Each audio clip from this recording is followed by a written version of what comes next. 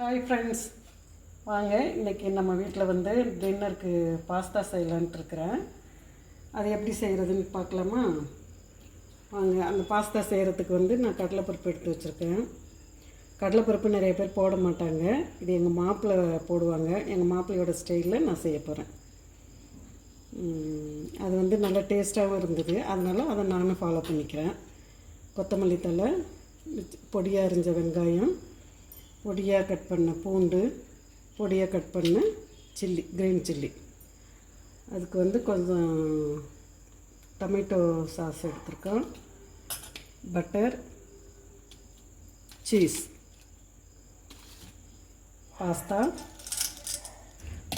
வேக வைக்க தண்ணி எடுத்து வச்சுருக்கோம். கொஞ்சமாக ஆரிகானோ எடுத்துக்கணும், கொஞ்சம் ரோஸ்மேரி, கொஞ்சம் சாஸ்ன்னு சொல்லுவாங்க. இது எல்லாத்தையும் சும்மா ஒவ்வொரு சிட்டிகை போட்டுக்கணும், இல்லைன்னா ரொம்ப வாசமாக இருந்ததுன்னா சாப்பிட முடியாது. அப்புறம் இந்த மெயின் என்னன்னாக்கா, பாஸ்தா செய்கிறதுக்கு ஒரு குழம்பு நம்ம ரெடி பண்ணணும். அந்த குழம்புக்கு வந்துட்டு தக்காளி, ரெட் சில்லி, கொஞ்சம் காஷ்மீரி சில்லி போட்டு வேக வச்சு வச்சுருக்கிறேன். இது பார்த்திங்கன்னா இப்படி வெந்திருக்கும். இதில் வந்து நம்ம வந்து இந்த தோலை உரித்து எடுக்கணும். இப்படி எடுத்தோம்னா வந்துடும். இதை மிக்சியில் நம்ம அரைச்சி ஒரு குழம்பு ரெடி பண்ணலாம். இந்த குழம்பு ரெடி பண்ணுறதுக்கு முன்னாடி நம்ம ஒரு பக்கம் பாஸ்தாவையும் வேக வச்சுக்கலாம். அதுக்கு தண்ணி வச்சுருக்குறேன். பேக்கெட்டுக்கு பின்னாடி டைம் கொடுத்துருப்பாங்க, அந்த டைம் பிரகாரம் நீங்கள் வந்து பாஸ்தா வேக வச்சுக்கோங்க. தண்ணி கொதித்ததுக்கப்புறம் நம்ம அந்த பாஸ்தாவை கொட்டி வேக வைப்போம். தண்ணி கொதிச்சிருச்சு, பாஸ்தாவை போட்டுக்கலாம்.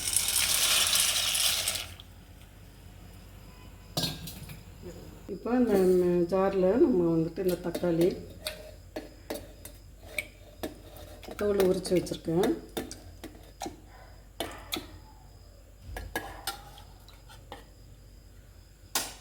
இந்த வேக வச்ச ரெட் சில்லி போட்டு நல்லா ஃபைன் பேஸ்ட்டாக அரைச்சிக்கலாம்.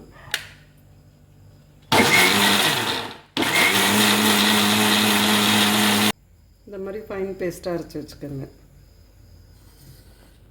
பாஸ்தா வெந்துருச்சு. இது எப்படி வெந்துருச்சுன்னு தெரிஞ்சுக்கிறதுக்கு வந்து இப்படி ஒன்று எடுத்து இப்படி கட் பண்ணி பார்த்திங்கன்னா இந்த அழகாக கட் ஆகிடும். இது வெந்துருச்சு. அதை எடுத்து நம்ம வந்து அப்படியே ஒரு வடிகட்டியில் ஊற்றி வடிகட்டிடலாம். வடிகட்டிட்டு அதுலேயே கொஞ்சம் பச்சை தண்ணி விட்டு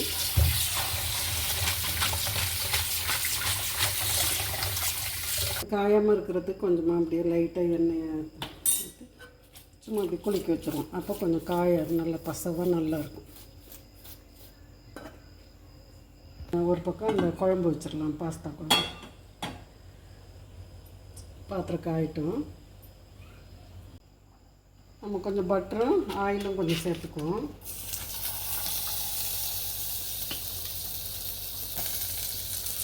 பாஸ்தா குழம்பு ரெடி பண்ணுறதுக்கு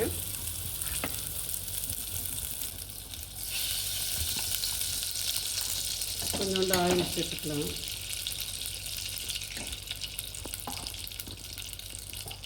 பட்டர் போட்டு, பட்டர் நல்லா காஞ்சிருச்சு, மெல்ட் ஆகிருச்சு. கொஞ்சம் பூண்டு போட்டுக்குவோம்.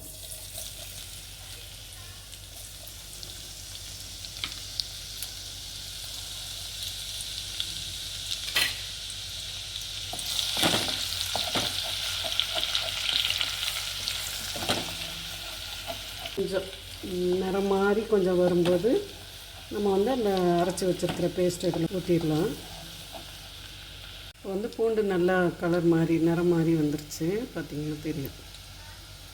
நல்ல ஃப்ளேவர் நல்லா வருது. இப்போ இதில் வந்து நம்ம இப்போ அரைச்சி வச்சுருக்கிற பேஸ்ட்டை ஊற்றிக்கலாம்.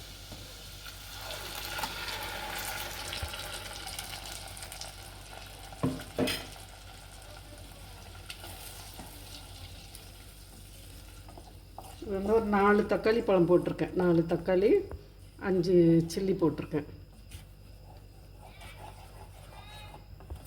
இது நல்லா இப்போ கொதித்து வரட்டும். இப்போ இந்த குழம்புக்கு கொஞ்சம் உப்பு போட்டுக்கலாம். போட்டு நல்லா இப்போ மூடி வச்சிட்டோம்னா நல்லா கொதித்து சுண்டி வரும்.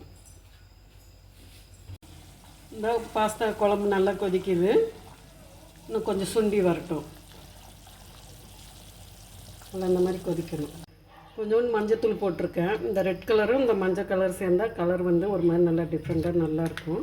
இதோட கொஞ்சம் டொமேட்டோ சாஸ் ஊற்றிக்கலாம்.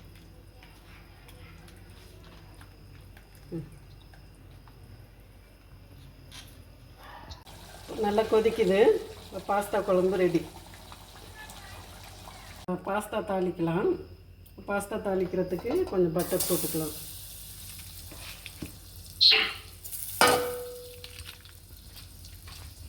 பட்டரும் கொஞ்சோண்டு ஆயிலும் சேர்த்துக்குவோம்.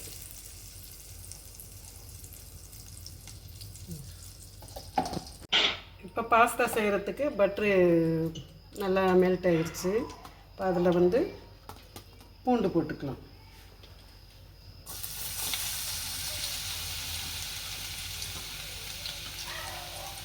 பூண்டு கொஞ்சம் கடலைப்பருப்பையும் போட்டுடலாம். கடலைப்பருப்பு வந்து ஆப்ஷனல் தான், எங்களுக்கு பிடிக்கும். எங்கள் மாப்பிள்ளை போடுவார். அது வந்து எங்களுக்கு அந்த டேஸ்ட் ரொம்ப பிடிச்சதுனால நான் அதை யூஸ் பண்ணுறேன். நான் எங்களுக்கு பிடிக்கும்.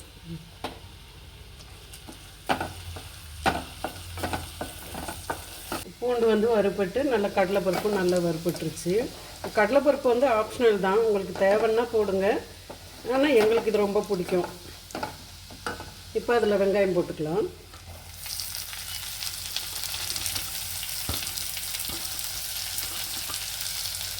பச்சை மிளகாய்,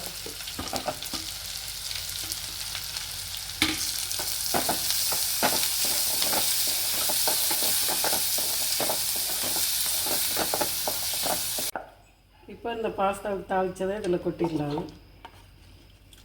ஏன்னா இது இந்த பாத்திரம் கிண்டுறதுக்கு நல்லா வசதியாக இருக்கும். இது அதனால இதில் மாற்றிக்கிறேன்.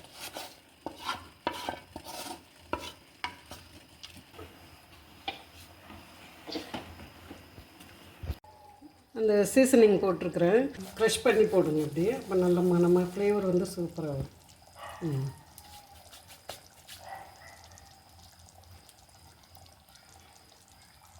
அவ்வளோதான் போட்டு வச்சு இப்போ நம்ம பாஸ்தாவை தூக்கி இதில் போட்டுடலாம்.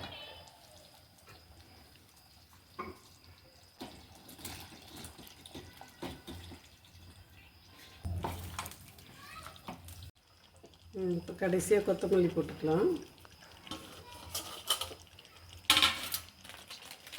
சீஸு. Pasta ready.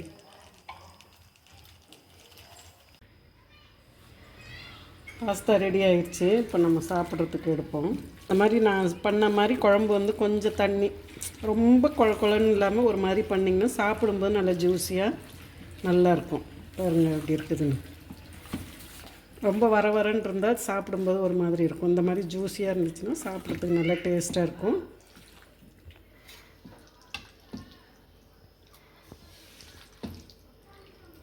பாருங்கள் பாஸ்தா எவ்வளோ ஜூஸியாக ரெடியாக இருக்குது.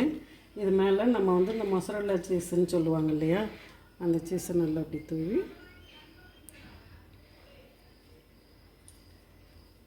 சாப்பிட்லாம். Pasta ready. வாங்க சாப்பிட்லாம். பாய். நாளைக்கு இன்னொரு வீடியோவில் பார்க்கலாம்.